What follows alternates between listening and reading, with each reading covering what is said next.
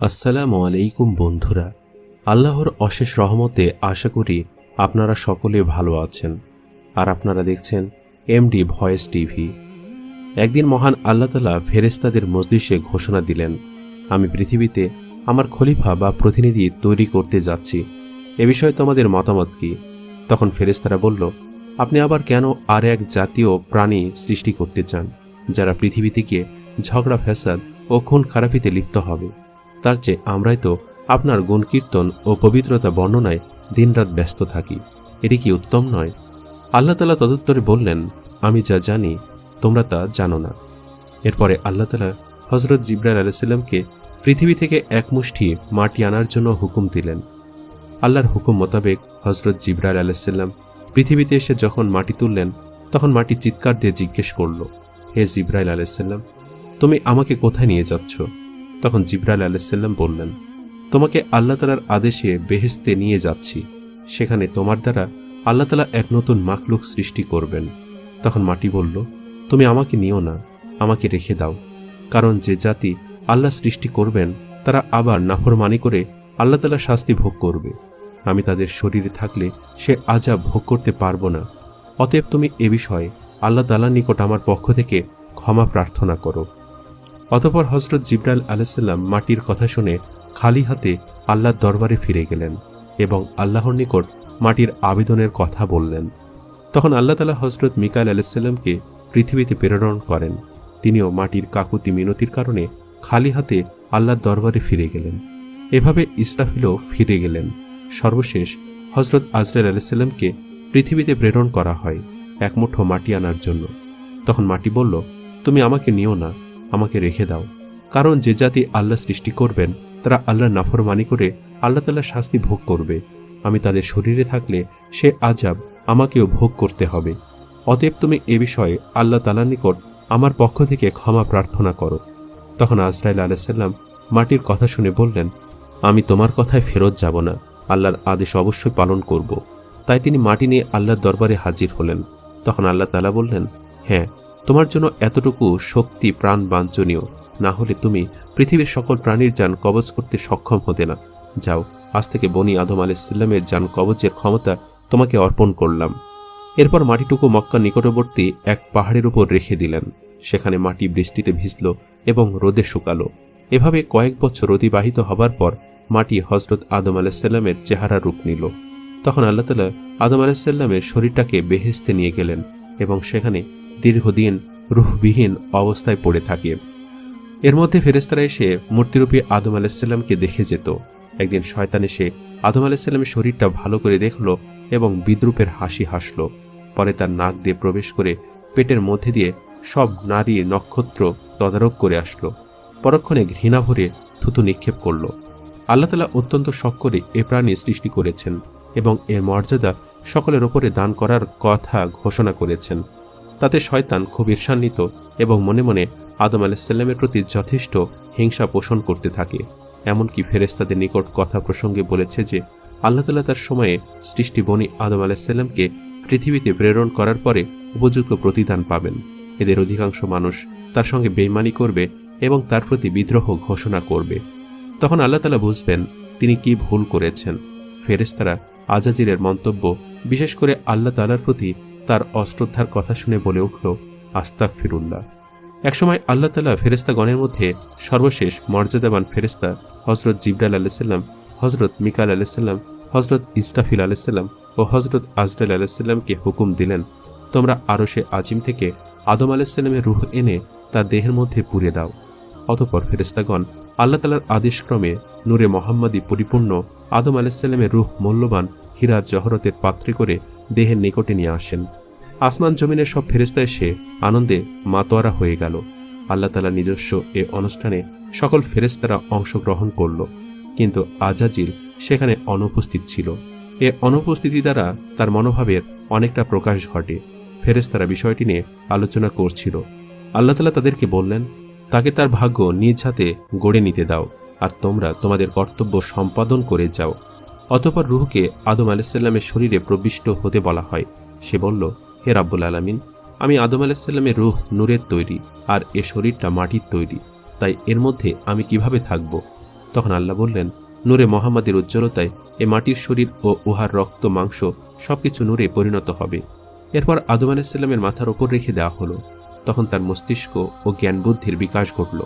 অতঃপর আল্লাহ তাআলা জিবরাইলকে বললেন, তার শরীরের সব কার্যক্রমগুলোকে বিন্যাস করে দাও। তখন জিবরাইল আলাইহিসসালাম তার শিরা, উপশিরা, হৃৎপিণ্ড, ফুসফুস ও ধমনীর কার্যগুলো এক এক করে পরিচালনা করে দিলেন। হযরত আদম আলাইহিসসালাম তার শরীরের সব ক্রিয়া সঞ্চালিত ও অঙ্গের কার্যকারিতা পরিপূর্ণভাবে লাভ করতে পেরে সম্মুখে হাঁটার চেষ্টা করলেন। ফেরেশতারা তাকে বাধা দিলেন। তারা বললেন, তোমার শরীর এখন পর্যন্ত নরম, অতএব ক্ষণিক বিশ্রাম করো। শরীরটা ঠিক হলে যেখানে ইচ্ছা গমন করতে পারবে। কিছুক্ষণ পর হযরত আদম আলাইহিসসালাম শরীরের পরিপূর্ণতা লাভ করে প্রথমে একটি হাঁচি দিলেন এবং পাঠ করলেন আলহামদুলিল্লাহ। এটি হযরত আদম আলাইহিসসালামের জীবনের প্রথম বাক্য। আল্লাহ তাআলা এ সময় বললেন, ইয়া রাহমুকুমুল্লাহ। পরবর্তী সময় মুসলমানদের জন্য হাসির পরে আলহামদুলিল্লাহ বলা এবং শ্রোতাদের ইয়া রাহমুকুমুল্লাহ বলা সুন্নাত হিসাবে গণ্য হয়। হযরত আদম আলাইহিসসালামের জীবন লাভ করার অনুষ্ঠানে জমিন আসমানের সকল ফেরেশতারা হর্ষোৎফুল্ল মনে হাজির ছিলেন। আজাজিলকে সেখানে ডাকা হলো। হযরত আদম আলাইহিসসালাম নিজ অস্তিত্ব লাভের শুকরিয়া হিসেবে 2 রাকাত নামাজ আদায় করলেন। ফেরেশতাগণের সকলেই আদম আলাইহিসসালামের সাথে নামাজ আদায় করলেন। অতঃপর হযরত আদম আলাইহিসসালামকে আল্লাহ তাআলার আদেশক্রমে জান্নাতুল ফেরদাউসে নিয়ে যাওয়া হয়। সেখানে হযরত আদম আলাইহিসসালামকে পূর্ণ স্বাধীনভাবে চলা, থাকা ও উপভোগের অধিকার দেওয়া হলো। হযরত আদম আলাইহিসসালাম বেহেশতের অফুরন্ত নিয়ামতের মধ্য থেকে দিনরাত শুধু ইবাদত বন্দিগির মাধ্যমে কাটাতেন। বেহেশতের হুর গোলমানেরা তাকে ভ্রমণের আনন্দ গ্রহণের জন্য নতুন নতুন পথ দেখালেন। কিন্তু হযরত আদম আলাইহিসসালাম কোনো কিছুর দিকে তেমন আকৃষ্ট হলেন না। শুধু ইবাদত বন্দিগি ও নীরবে বসে সময় কাটিয়ে দিতেন। প্রাণী জগতের চিরাচরিত স্বভাব থেকে তিনি মুক্ত থাকতে পারলেন না। তিনি বেহেশতের অফুরন্ত নিয়ামতের মধ্যে থেকেও সঙ্গী সাথীর অভাব বোধ করলেন। তাই তিনি নিরাপদ জীবন যাপন করে যেতে লাগলেন। আল্লাহ তাআলা এ বিষয়ে অবগত ছিলেন। তাই একদিন তিনি জিবরাইল আলাইহিসসালামকে আদম আলাইহিসসালামের নিকট প্রেরণ করলেন।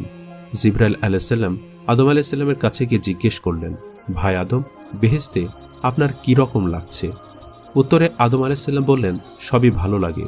চতুর্দিকে তৃপ্তিকর পরিবেশ, হুল গেলমানের পরিচর্যা প্রশংসাযোগ্য।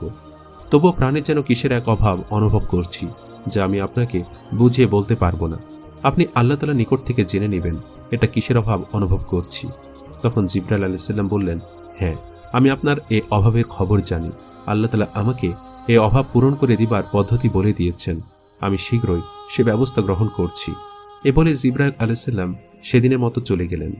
পরের দিন ফজরের পূর্বে জিবরাইল আলাইহিসসালাম আল্লাহ তাআলার নির্দেশক্রমে হযরত আদম আলাইহিসসালামের ঘুমন্ত অবস্থায় তার নিকট এসে বিনা অস্ত্রোপচারে কুদরতি কায়দায় তার বাম পাঁজরের একখানি হাড় বের করে নিলেন।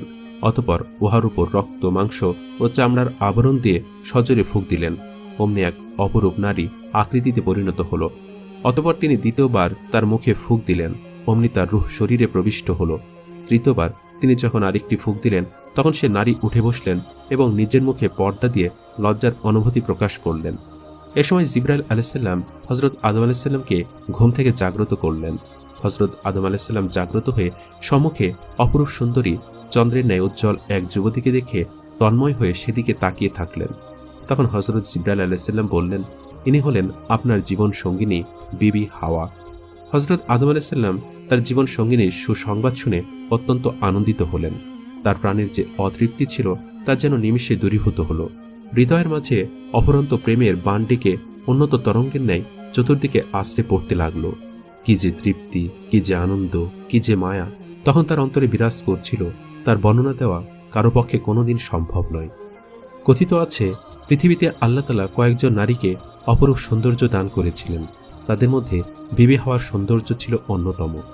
হযরত আদম আলাইহিসসালাম দীর্ঘ সময় বিবি হাওয়ার পানে তাকিয়ে থেকে তার নিকটবর্তী হওয়ার উদ্দেশ্যে সম্মুখে অগ্রসর হলেন। তখন জিবরাইল আলাইহিসসালাম বাধা দিয়ে বললেন, তাকে বিবাহ বন্ধনে আবদ্ধ করার পূর্বে তার নিকটবর্তী হওয়া আপনার জন্য জায়েজ নেই। অতএব প্রথমে আল্লাহর দরবারে বিবাহের জন্য আবেদন করুন। অতঃপর হযরত আদম আলাইহিসসালাম জিবরাইলের শেখানো পদ্ধতিতে হাওয়াকে বিবাহ করার জন্য আল্লাহর দরবারে আরজ করলেন। আল্লাহ তাআলা হযরত আদম আলাইহিসসালামের আবেদনের পরিপ্রেক্ষিতে আদম হাওয়ার বিবাহের মঞ্চ ঠিক করার জন্য ফেরেশতাগণকে হুকুম দিলেন। ফেরেশতাগণ অত্যন্ত আনন্দ সহকারে স্বর্ণ, রৌপ্য, হীরা, জহরত ও মণিমুক্তা দ্বারা এক বিরাট মঞ্চ তৈরি করলেন। এই মঞ্চটি তৈরি করা হলো বেহেশতের মধ্যকার সবচেয়ে আরামের জায়গায়। তুষা নামক ছায়াদানকারী এক বিশাল বৃক্ষের নিচে সকল ফেরেশতাগণকে দাওয়াত দেওয়া হলো এই বিবাহ মজলিসে। আল্লাহ তাআলা আরশ থেকে এ মঞ্চ পর্যন্ত সব পর্দা উঠিয়ে দিলেন, যাতে সব ফেরেশতা ও আদম হাওয়া যেন বেহেশতের মধ্যকার সবচেয়ে অধিক তৃপ্তিকর জিনিস আল্লাহ তাআলা দিদার লাভ করে অশেষ আনন্দ উপভোগ করতে পারেন। অতঃপর আল্লাহ তাআলা স্বয়ং সংক্ষিপ্ত খুতবা দান বিবাহের কার্য সমাধা করে দিলেন। বিবাহের খুতবায় আল্লাহ তাআলা যে কথাগুলো উচ্চারণ করেছেন তা সব প্রশংসা একমাত্র আল্লাহ তাআলার, গৌরব ও অহংকার তার ভূষণ। নবী ও রাসূলগণ তার প্রেরিত বান্দা, তাদেরকে মানুষের মুক্তির দূত হিসাবে প্রেরণ করা হয়েছে। হযরত মুহাম্মদ সাল্লাল্লাহু আলাইহি সাল্লাম তার একান্ত বন্ধু ও সর্বশ্রেষ্ঠ রাসূল। আল্লাহ তাআলা সবকিছু সৃষ্টি করেছেন, সবাইকে শেষ পর্যন্ত তার কাছে ফিরে যেতে হবে। ফেরেশতাগণ তার আজ্ঞাবহ। যে ফেরেশতাগণকে সাক্ষী রেখে আদম ও হাওয়ার বিবাহ বন্ধন সম্পন্ন করেন, তিনি এদের দ্বারা সৃষ্টির আরেক অধ্যায়ের সূচনা করলেন। এ বিবাহের মোহরানা হবে দুরুদ ও তাসবিহ। আল্লাহ ছাড়া কেউ উপাস্য নেই, তিনি এক, তার কোনো শরিক নেই। অতঃপর আদম আলাইহিস সালামকে বলা হলো, হে আদম, তুমি ও তোমার বিবি বেহেশতে পরম আনন্দে বসবাস করো, সেখানের ফলমূল ভক্ষণ করো, কিন্তু নির্দিষ্ট ওই গাছটির কাছে যেও না। যদি যাও তবে তা হবে অন্যায় ও পাপের অন্তর্ভুক্ত কাজ। অতএব তোমরা সাবধান থেকো, শয়তান তোমাদের পরম শত্রু। তোমাদের ওপর আল্লাহর বরকত ও রহমত নাজিল হোক। হযরত আদম ও হাওয়া বিবাহ অনুষ্ঠানের পরে পাঠ করলেন, হে মহান প্রভু, আমরা তোমার গুণগান করে জীবন কাটাতে চাই। তুমি মহান, তুমি ছাড়া আমাদের আর কোনো উপাস্য নেই, তোমার সাহায্য ছাড়া কারো রক্ষার পথ নেই। তুমি আমাদেরকে তোমার রহমতের ছায়া দান করো, আমিন। বিবাহের পরে হযরত আদম আলাইহিস সালাম বিবি হাওয়াকে স্পর্শ করার জন্য যখন অগ্রসর হলেন, তখন তাকে বাধা দেওয়া হলো এবং বলা হলো, প্রথমে বিবির মোহরানা আদায় করো এবং তারপরে তাকে স্পর্শ করো। তখন হযরত আদম আলাইহিস সালাম বললেন, হে খোদা, আমি কি দিয়ে এ মোহরানা আদায় করব? তখন তাকে বলে দেওয়া হলো, তুমি শেষ নবী মুহাম্মদ সাল্লাল্লাহু আলাইহি সাল্লামের উপর অন্তত 10 বার দরুদ শরীফ পাঠ করো, তাহলে তোমার পক্ষ থেকে মোহরানা আদায় হয়ে যাবে। তখন আদম আলাইহিস সালাম 10 বার দরুদ শরীফ পাঠ করলেন এবং নবী মুহাম্মদ সাল্লাল্লাহু আলাইহি সাল্লামের কালেমা পাঠ করে তার দ্বীন গ্রহণ করলেন। মানব জাতির মধ্যে সর্বপ্রথম হযরত আদম আলাইহিস সালাম নবী মুহাম্মদ সাল্লাল্লাহু আলাইহি সাল্লামের উপর ঈমান আনেন এবং তার উম্মতের অন্তর্ভুক্ত হন। সূত্র কুরআনের শ্রেষ্ঠ কাহিনী।